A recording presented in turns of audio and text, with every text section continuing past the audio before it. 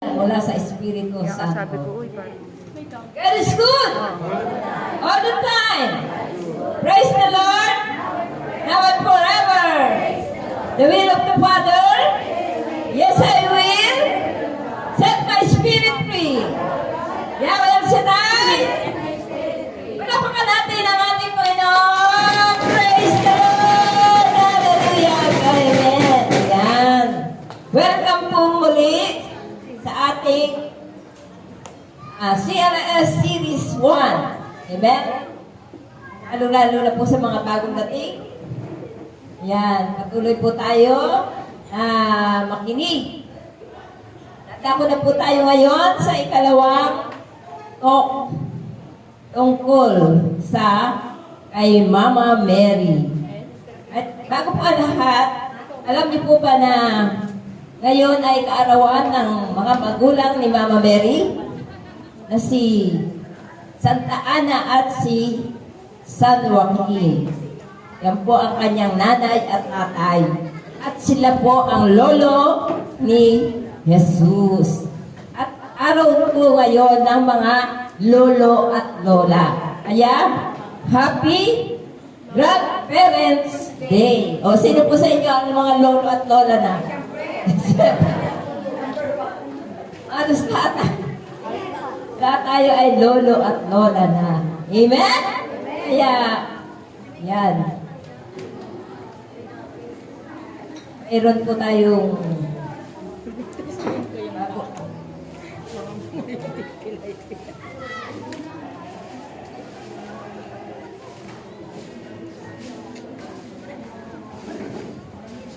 Praise the Lord.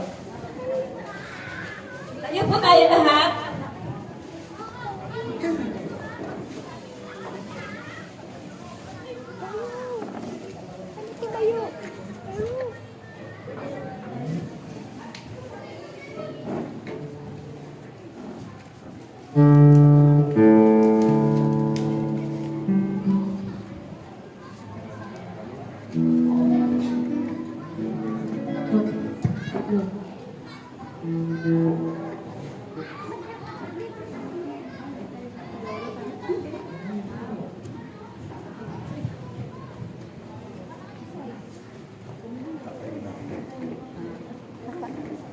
Hindi ba inang sakdalis?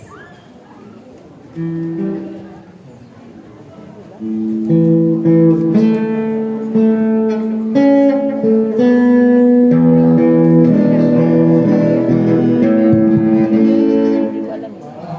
Araw kay Maria, kami ay nagdarasal. Si Maria, ina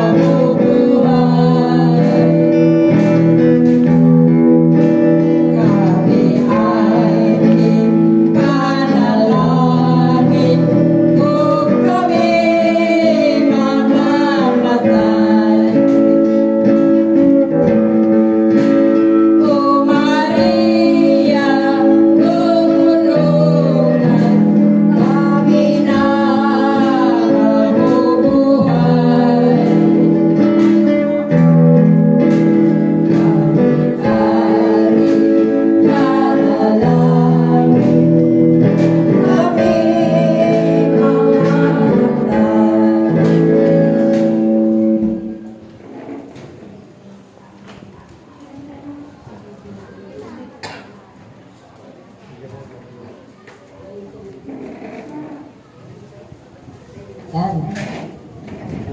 Ayan. Ang susunod po natin ngayon ay ang tungkol kay Maria. Sino po ba si Maria? Yan. Bukod siya ay nanay ni Jesus, para po natin malaman pa ang tungkol, maraming bagay tungkol kay Mama Mary, ay pakinggan po natin ang ating kapatid, ang ina sa Bagong Jerusalem, Inang Venus Landing. And palakpakan natin ang ating amang Yahweh. Praise Yahweh! Malakas na palakpak sa ating Panginoon. Amen?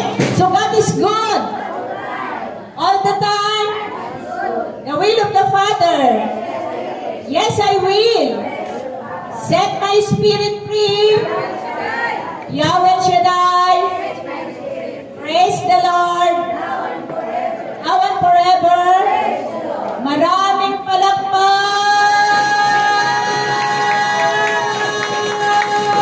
Yan! Sabi nga, pumalakpak daw tayo ng pumalakpak para marami tayong grasyang tatanggapin. Amen? So malakas sa palakpak sa ating Panginoon. So, ang akin pong ipapanayam ay ang Basic Mariology. Amen? Ito po yung maikling pag-aaral tungkol kay Maria na ina ni Jesus ng ating Panginoon. Amen? Malakas sa palakpak sa ating Panginoon. So mga kapatid, kilala niyo ba si Maria na ina ng ating Panginoon? Sino po ba si Maria?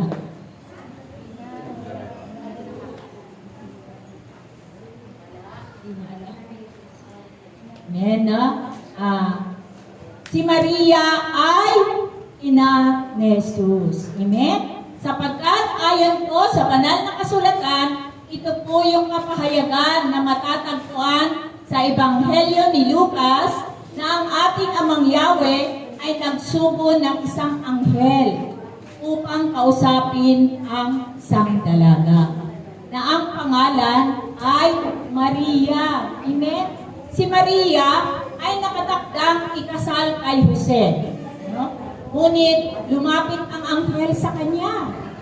Ang sabi ng anghel sa kanya, "Magalak ka, Maria, sapagkat ikaw ay kinalulugdan ng Diyos, kaya sumasa iyo ang Panginoon." Amen? So, naguluhan si Maria, no? Iniisip niyang mabuti kung ano ang kahulugan ng pagbati ng anghel sa kanya. Amen? Kaya nasabi ng anghel sa kanya, "Huwag kang matakot, Maria," sabi niya. Sapagkat, "Huwag kang matakot, Maria," sabi niya. "Makinig ka," sabi ng anghel. "Ikaw ay maglilihi." Amen? Kaya nagulat si Maria, mga kapatid. Amen? Kasi nga, ang sabi ni Maria, paano pong mangyayari yun? No? Gayong ako'y isang dalaga. Amen? Kasi nga, isang dalaga pa siya, no? Kasi nakadakta pa lang siyang ikasal kay Jose. Amen? At saka si Maria ay 14 years old pa lang siya. Amen? Diba? Kahit na sino, amen, na kapag sinabi sa'yo na ikaw ay maglilihi, diba, magugulat ka. Amen? Magtataka ka, bakit ako maglilihi? Amen? Kagaya natin. Minupos na tayo, tapos may magsabi sa atin na ikaw ay maglilihi. Amen? Kaya magugulat ka. Amen? Kaya nga si Maria ay nagulat doon sa sinabi ng anghel sa kanya. Kaya nga ang sabi ni Maria, paano pang mangyayari yun? Gayong ako'y isang dalaga. Amen? Ngunit tandaan natin, mga kapatid, amen? Walang imposible sa Diyos. Amen? Lahat ay posible sa Diyos. Amen? Ang hindi kayang gawin ng tao ay kayang-kayang gawin ng Diyos. Amen? Malakas sa palakpak sa ating Panginoon. Kaya nga, amen, no? Mapangyayari ng Diyos ang lahat. Amen? Walang imposible sa Kanya. Amen? Kaya nga ang sabi ng anghel sa Kanya, sapagkat, ang sabi ng anghel sa Kanya, bababa sa iyo ang Espiritu Santo at sa ilalim ka sa kapangyarihan ng kataas-taasang Diyos. Amen? Sabi ng anghel. Kaya't ikaw ay maglilihi at manganganak ng isang sanggol na lalaki at pangangalanan mo siyang Emmanuel, na ang ibig sabihin ay Jesus. Amen? Kaya nga si Maria ay tumugon agad sa panawagan ng Diyos. Amen? Kaya nga si Maria ay sumunod sa kalooban ng Diyos. Kaya ano ang sabi ni Maria, mga kapatid? No? Ang sabi ni Maria, ako'y alipin ng Panginoon. Mangyari nawa ang sinabi mo. Sabi ni Maria. Amen? Kaya't ang anghel ay, nung pagkatapos na sinabi ni Maria, ang anghel ay lumisan na. Amen? Malakas sa palakpak sa ating Panginoon. No? Kailan naman? Tanong na naman, no? So, kailan ipinanganak si Mama Mary? Sino ba nakakaalam? Yung mga candidate, ha? Yan. Sino pa nakakaalam? Yan. Amen, no? September 8, no? September 8 ang kapanganakan ni Mama Mary. Kaya nga, tuwing September 8 ay pinagdiriwang ng simbahang Katoliko ang kapanganakan ni Mama Mary. Amen? Kaya nga sa simbahan, diba, ipinagdiriwang yung kapanganakan ni Mama Mary na September 8. Amen? Kaya tandaan natin yung kapanganakan ng ating mahal na Inang Maria. Amen? Malakas sa palakpak sa ating Panginoon. Saan naman siya ipinanganak? Siyempre, birthday niya September 8. So, saan naman ipinanganak ang ating mahal na Inang Maria? Amen? Sino pong nakakaalam? Saan po siya ipinanganak? Siyempre, di ba meron tayo, saan tayo ipinanganak? Di ba, meron tayo. Kaya si Mama Mary, meron din siya. Amen? Saan siya ipinanganak? Saang bayan siya ipinanganak? Amen? Si Red? No? Si Mama Mary ay ipinanganak sa Nazareth, Galilea. Amen? Kaya tandaan natin, no, kapag tinanong tayo kung saan ipinanganak ang ating mahal na Inang Maria ay sa Nazareth, Galilea. Amen? Doon siya ipinanganak. Amen? Malakas sa palakpak sa ating Panginoon. So, tanong na naman, no? Sino ang kanyang mga magulang? Amen? Siyempre, may magulang ang ating mahal na Inang Maria. Amen? So, anong pangalan ng kanyang ina? At ang pangalan ng kanyang ama. Amen? Sino po? Sa candidate lang, ha? Yan, ang galing ni Brad. Ay, ang galing ni Brad. Ang kanyang mga magulang, ang kanyang ina ay si Santa Ana. No?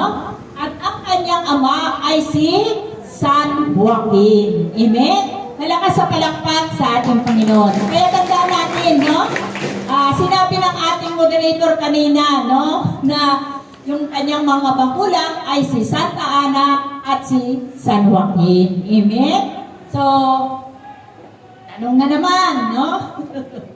Ano ang trabaho naman ng kanyang mga magulang? No? Siri? Sa palakpak sa ating Panginoon, no? Ang trabaho ng kanyang mga magulang ay magsasaka. Amen? O pastol na naglilingkod sa Diyos. Amen? Malakas sa palakpak sa ating Panginoon.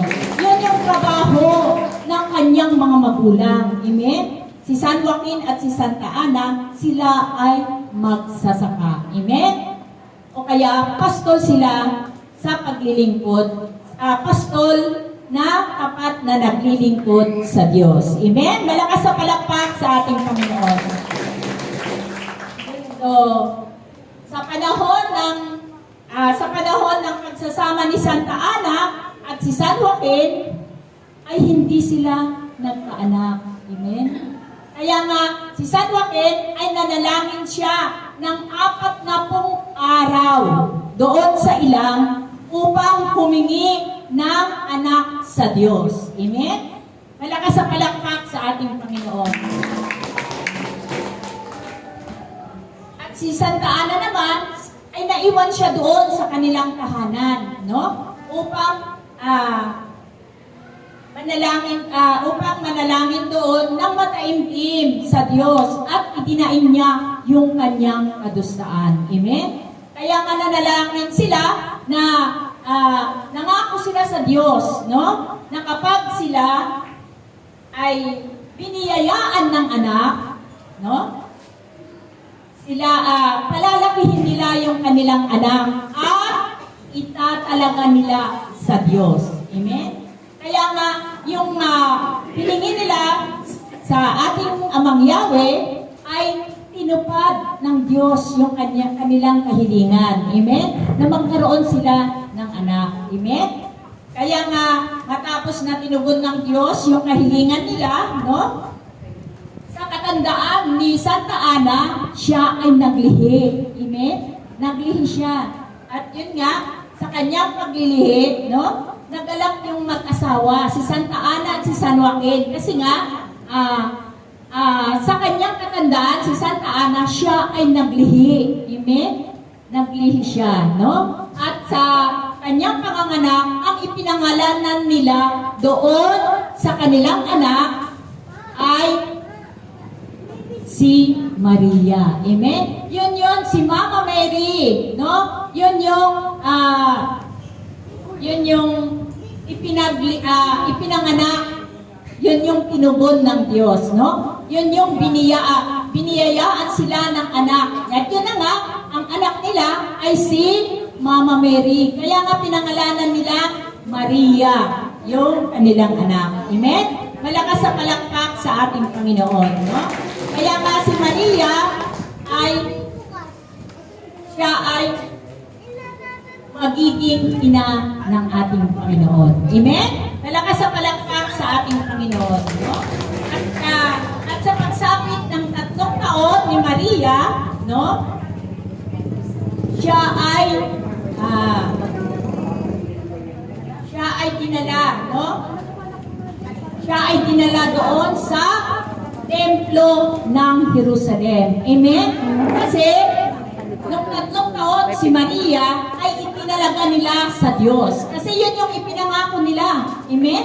Na kapag binayayaan sila ng Diyos, ay itatalaga nila sa Diyos yung kanilang mga anak. Kaya nga, 3 taon pa lang si Maria ay itinalaga na siya ng kanyang mga magulang sa Diyos. Amen?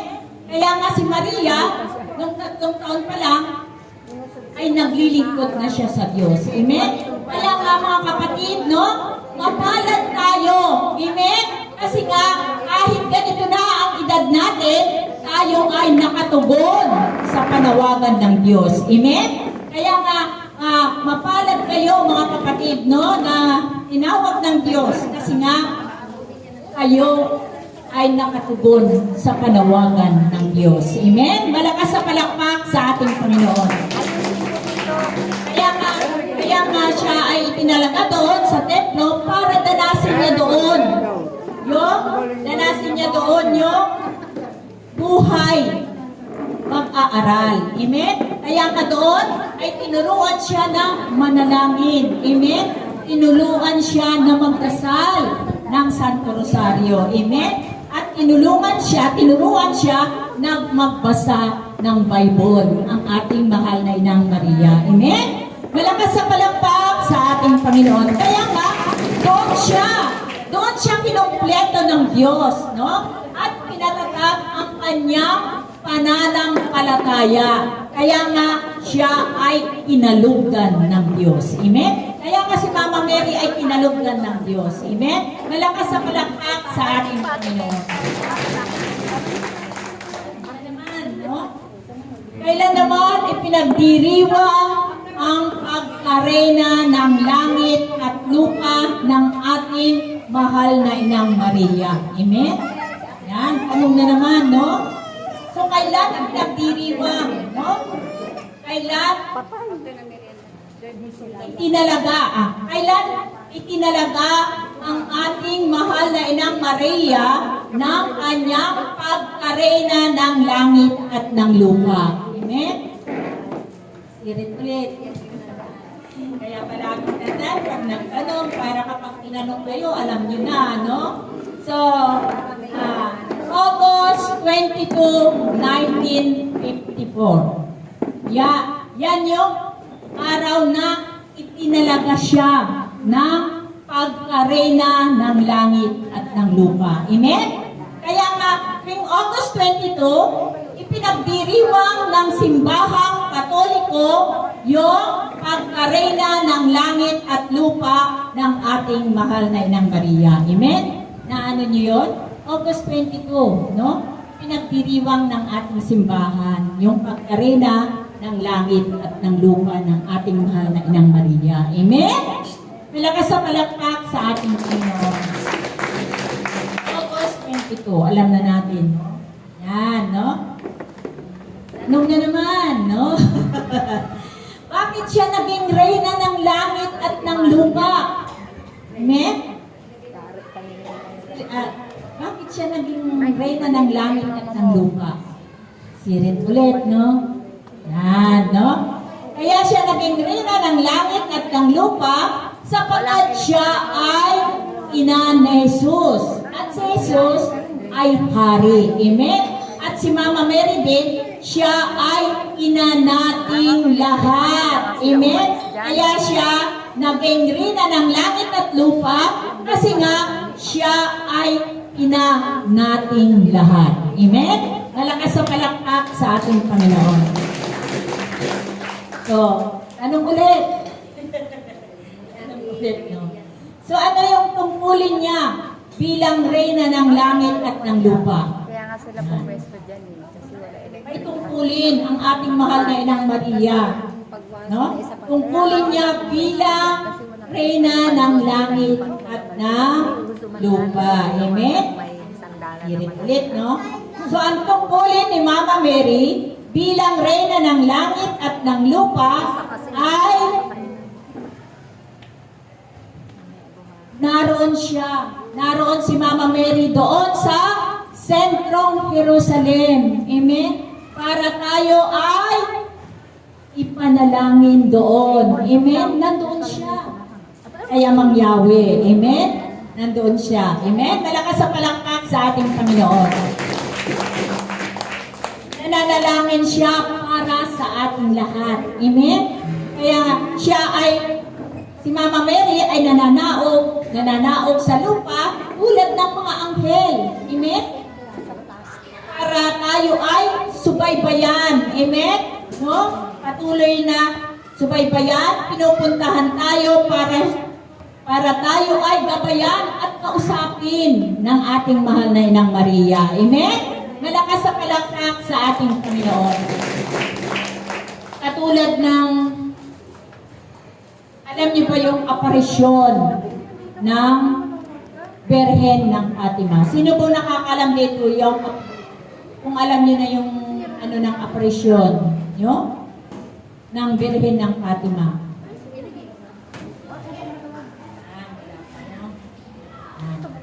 Ano ko sa iyo yung aparisyon, no? Ang aparisyon ng Fatima doon sa Fatima, Portugal. Amen? Ito yung unang aparisyon, no? Ito yung unang aparisyon ng mahal na Berhen ng Fatima na aprobado ng obispo sa buong mundo. Amen? Pinaniniwalaan nila itong aparisyon ng Berhen ng Fatima ng mga obispo at lahat ng mga kaparian. Amen?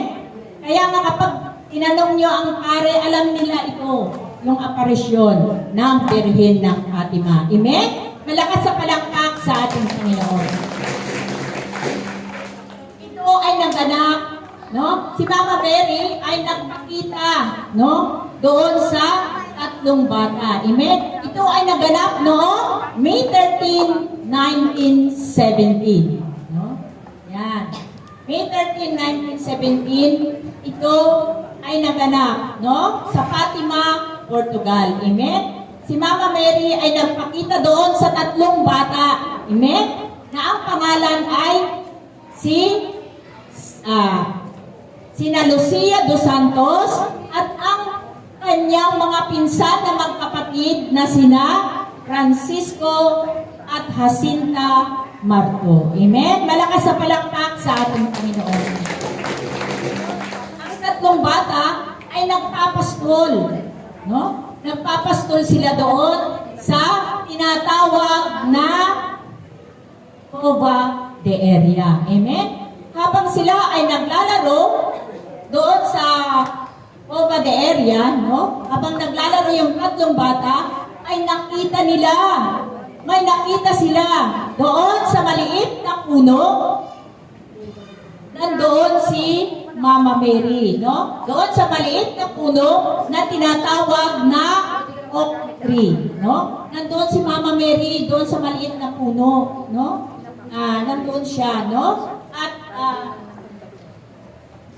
ang sabi ni Lucia, nung nakita niya si Mama Mary, ay ang ating mahal na inang Maria daw ay nagniningning, no? Na nagniningning na mas maliwanag pa sa araw. Amen? So, di ba, kapag pag yung araw nga, pag nakita mo, di ba, hindi mo matignan, di ba? Parang ganun, no? Parang ganun si Mama Mary nung nakita nila. Na ang sabi ni Lucia, na nagniningning siya na parang araw. Amen? Malakas sa palakpak sa ating Panginoon. At siya ay nasa maliit na puno at ang damit ay puting-puti. Amen? Mahaba ang bilo, tapos may nakasukbit na rosaryo sa kanyang kanang kamay. At yung kanyang kamay ay nakadaukang palad. Amen? Parang ganun, parang ganito. Diba? Yan, parang ganyan si Mama Mary nung nakita nila. Amen? Doon sa maliit na puno na tinatawag na oak tree. Amen? Malakas sa palakpak sa ating Panginoon. No? Ang sabi ni Lucia, si Mama Mary daw ay napakagandang babae. Amen? Malakas sa palakpak sa ating Panginoon.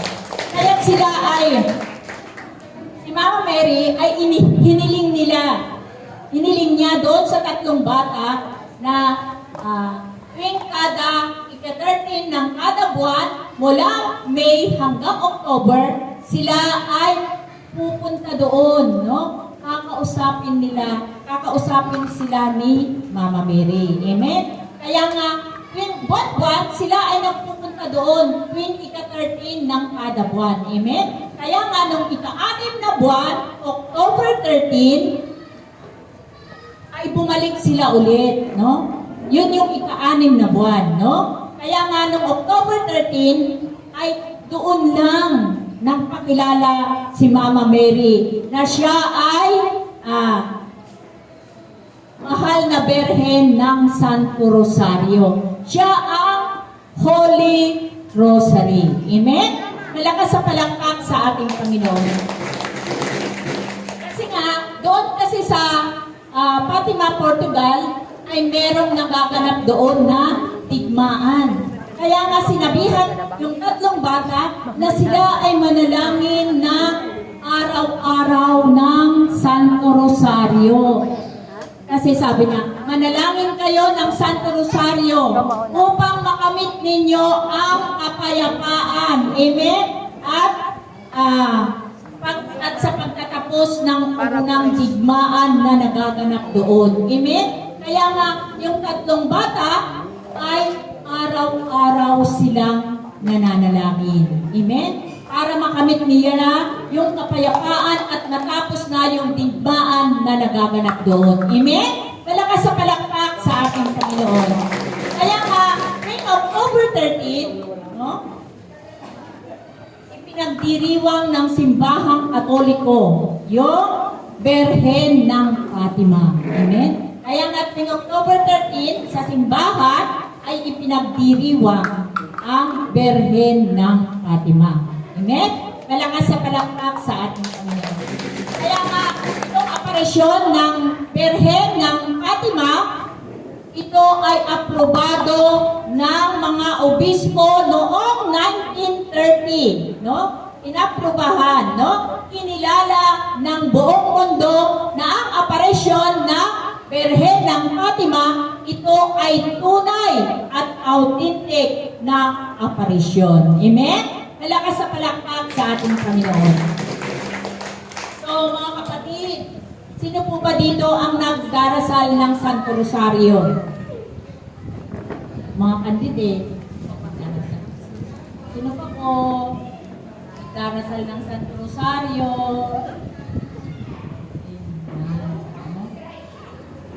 Kasi, kailangan nating magdasal ng Santo Rosario. Bakit? Kasi may 15 pangako ang Santo Rosario na ating matatanggap. Amen? Kapag tayo ay nagdasal ng Santo Rosario, ito ang 15 pangako na matatanggap natin. Amen? Babasahin ko po sa inyo. Amen? So, ang una, no? Sino mang matapat na magsilbi sa akin sa pamamagitan ng pagdarasal ng rosaryo ay makakatanggap ng mahalagang grasya. Amen? Malakas sa palakpak sa ating Panginoon. No? Makakatanggap tayo ng mahalagang grasya sa Diyos, no? Kapag tayo ay nananalangin ng Santo Rosario. Amen? At ang pangalawa, ipinangangako ko ang aking tanging pagsasanggalang at grasya sa lahat ng magdarasal ng rosaryo. Amen? At pangatlo, ang rosaryo ay isang malakas na baluti laban sa impyerno. Ito ay makagigiba ng bisyo, makakabawas ng kasalanan, at makakalaban sa maling pananampalataya. Amen? Kapag ikaw pala ay nagdasal ng Santo Rosario, no? Ito ay baluti laban sa impyerno. Amen? So, ibig sabihin, kapag ikaw ay nagdarasal, ito yung baluti mo para hindi ka mapunta doon sa impyerno. Amen? Makakabawas din ng mga bisyo mo. Amen? So, ang apat, magiging sanhi ng kabaitan at mga banal na gawain para sa kaluwalhatian. Ito ay makakapagkamit para sa kaluluwa ng masaganang awa ng Diyos.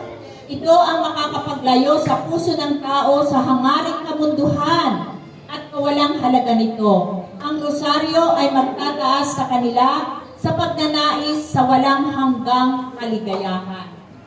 O naway magpakabanal ang mga tao sa pamamagitan ng rosaryo. Amen? At panglima, ang mga kaluluwa na naglalagak sa kanilang sarili sa akin sa pamamagitan ng rosaryo ay hindi mapapahamak. Amen? Kapag ikaw pala ay nagdarasal ng Santo Rosario, no? Sa pamamagitan ng rosaryo ay hindi ka mapapahamak. Amen? At pang-anim, ang sinumang magdarasal ng taimtim ng rosaryo habang nagninilay ng mga misteryo ay hindi malulupig ng kasawiang kalat. Siya ay hindi parurusahan ng hustisya ng Diyos, hindi siya mamamatay sa kamatayang walang paghahanda. Kung siya ay nabubuhay ng matuwid, siya ay nananatili sa grasya at magiging karapat-dapat sa buhay na walang hanggan. Amen? Kapag ikaw pala ay nagdarasal ng Santo Rosario, no?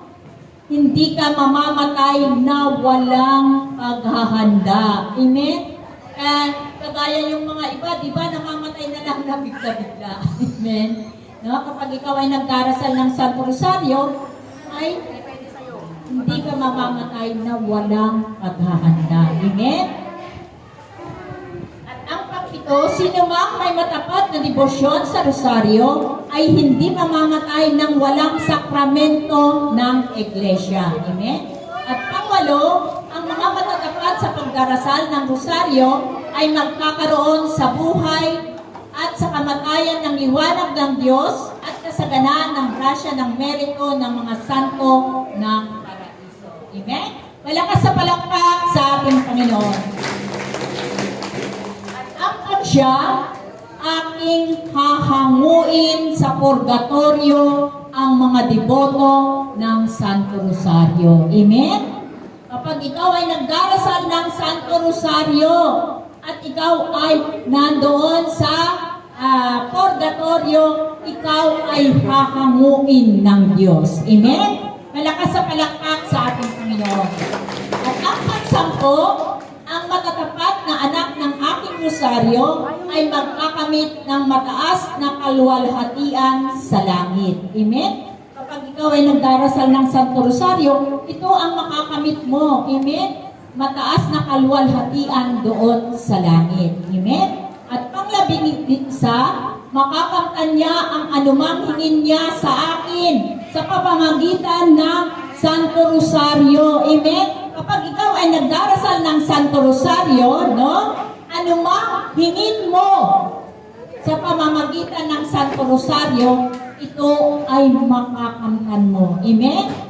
Malakas sa palakpak sa ating Panginoon. Amen? Kasi noon dati, hindi rin ako nagdarasal ng Santo Rosario. Amen? Pero ngayon, nung palagi akong nagdarasal, araw-araw yan na nagdarasal ako ng Santo Rosario. Amen? Tuwing alas 4 ng madaling araw, gigising talaga ako. Na kahit na ako'y puyat na puyat, mananalangin ako ng Santo Rosario. Amen? Kasi ito yung 15 pangako na makakamtan mo. Amen? Kaya nga sabi nga sa 11, makakamtan niya anumang hingin niya sa akin sa pamamagitan ng Santo Rosario. Amen? Kaya nga, anuman ang hingin natin kapag tayo ay nagdarasal ng Santo Rosario, di ba humihingi tayo? Iyon ay makakamtan natin kasi si Mama Mary ang magdudulog doon sa ating Amang Yahweh. Amen? Malakas sa palakpak sa ating Panginoon. Ang pang-12, lahat ng magpapalaganap ng debosyon sa Santo Rosario ay tutulungan ko sa kanilang pangangailangan. Amen? Kapag ikaw pala ay nagdarasal ng Santo Rosario, no? Tutulungan ka na ang lahat ng pangangailangan mo ay ipagkakaloob ng Diyos. Amen? No? Hindi naman on the spot na ibibigay sa iyo ng Diyos. Amen? Yung pangangailangan mo. Amen? Meron siyang gagamitin na tao para yung pangangailangan mo ay makamit mo. Amen? Diba? Napakaganda. Amen? Malakas sa palakpak sa ating Panginoon. At pang-13, ang lahat ng tagapagtaguyod ng rosaryo ay magkakaroon ng tagapamagitan sa buong kalangitan. Amen? Sino po ba yung tagapamagitan natin doon sa kalangitan? Amen? Sino? Yan. Si Mama Mary, no? Siya ang tagapamagitan natin doon sa kalangitan. Amen? Lahat ng ating idinadalangin sa Kanya ay itinudulog niya sa Kanyang bugtong na anak upang makamit natin yung mga kahilingan natin. Amen? Malakas sa palakpak sa ating Panginoon. At pang-14, ang lahat ng nagdarasal ng Santo Rosario ay ibibilang kong anak at kapatid ng bugtong kong anak na si Jesus. Amen? Sino ba yun, no? Kapag ikaw ay nagdarasal ng Santo Rosario pala, ay ibibilang ang anak at kapatid ng kanyang bugtong na anak. Sino yun? Si Jesus. Amen? Kapag ikaw ay nagdarasal ng Santo Rosario, ay ibibilang ang anak at kapatid ng kanyang bugtong na anak, ang ating Panginoon. Amen? Malakas sa palakpak sa ating Panginoon. At ang pang-15, ang debosyon sa ating rosaryo ay isang dakilang tanda ng kahalagahan ng pagkaligtas ng isang tao. Amen? Kapag ikaw ay nagdarasal ng Santo Rosario, no? Ito yung tanda na ikaw ay maliligtas. Amen? Yun yung 15 pangako na makakamtan natin kapag tayo ay nagdarasal ng Santo Rosario. Amen? Malakas sa palakpak sa ating Panginoon. Kasi, kaya nga, palagi po tayong manalangin ng Santo Rosario kasi noong unang panahon, no, Wala pa kasi noon na handi Bible, no? Wala pang handi Bible noon. Kasi wala pa yung mga imprenta, kaya wala pa tayong Bible noon, handi Bible noon. Kaya nga yung mga tao, ang ginagawa nung unang panahon, ang ginagawa ng mga tao, ay palagi silang nagro-rosaryo. Yun yung ginagawa ng mga tao. Kasi bakit? Kasi nga, ito yung pagdarasal nila sa Santo Rosario, no? Nagkaroon lang kasi tayo ng Holy Bible noong 15th century, nung meron ng e-imprenta. Kaya meron na tayo Bible. Amen? Kaya kasi nga, ang ginagawa ng tao, nag-rosaryo sila kasi nga, yung pagdarasal nila ng Santo Rosario, yun ay buod ng Biblia na tumutukoy sa buhay ni Jesus at ni Maria. Amen? Diba? Yun yung tumutukoy sa buhay ni Jesus at ni Maria. Amen? Yung Santo Rosario. Amen? Diba? Sa unang sa limang misteryo yun, diba? Yun yung buod na tumutukoy sa buhay ni Jesus at ni Maria. Amen? Malakas sa palakpak sa ating Panginoon, no? Kaya mga kapatid, no? Manalangin tayo ng Santo Rosario. Amen? Dati hindi ako nagdarasal, pero ngayon, nung naano ko na yung 15 pangako ng Santo Rosario, tunay na ako'y nananalangin. Kahit anong puyat ko, nananalangin ako ng Santo Rosario araw-araw. Amen? Kasi yun yung kailangan natin upang tayo ay maligtas. Amen? Malakas sa palakpak sa ating Panginoon. Kaya mga kapatid, ito yung maikling pag-aaral tungkol kay Maria. Amen? So yun lamang po at magandang hapon sa inyong lahat.